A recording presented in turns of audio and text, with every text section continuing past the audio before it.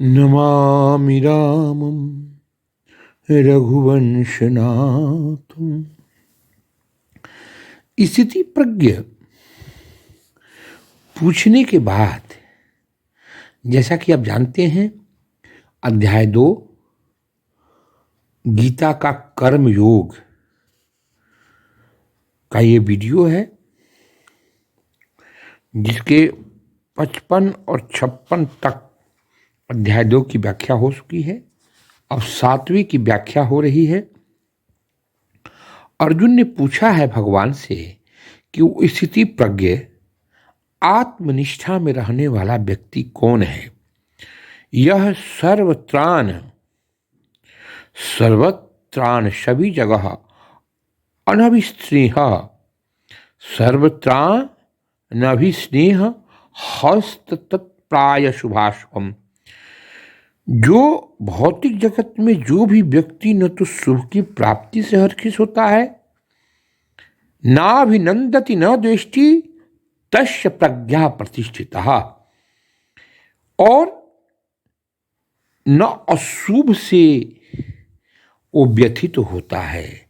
यह सर्वत्राण भी स्नेह हस्त तत्प्राय शुभाशुभम नाभिनंदति न द्वेष्टि न तस्य प्रज्ञा प्रतिष्ठिता।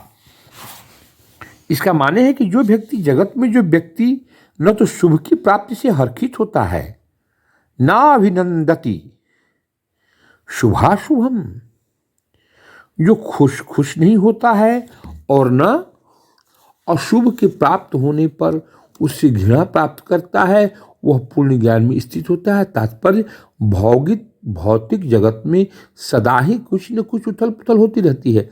उसका परिणाम अच्छा हो चाहे बुरा, और जो उसे उथल पुथल से विचलित नहीं होता, जो अच्छे शुभ बुरे अशुभ से अप्रभावित रहता है, उसे कृष्णामृत में स्थिर समझना चाहिए। जब तक मनुष्य भौतिक संसार में है, तब तक अच्छाई या बुराई की संभावना रहती है, क्योंकि यह संसार द्वंद्वों से पूर्ण है। किंतु जो कृष्ण भावाना अमृतम में स्थिर है, अच्छाई या बुराई से छूता रहता है, क्योंकि उसका सरोकार कृष्ण से रहता है, जो सर्वमंगलमय है। ऐसे कृष्ण भावनामृत से जो मनुष्य पूर्ण ज्ञान की स्थिति प्राप्त करता है, उसे ही समाधि कहते हैं। यदा 58 यदा संघर्त चायं कुर्मो अग्निव शर्वशः इंद्राणि भीनि इंद्रार्थे अवस्था प्रज्ञा प्रतिष्ठिता। जिस प्रकार कछुए अपने अंगों को सकृत करके खोल के भीतर कर लेता है, उसी तरह जो मनुष्य अपनी इंद्रियों को इंद्रिय विषयों में से खींच लेता है, वह पूर्ण चेतना में दृढ़ता पूर्वक स्थिर माना जाता है।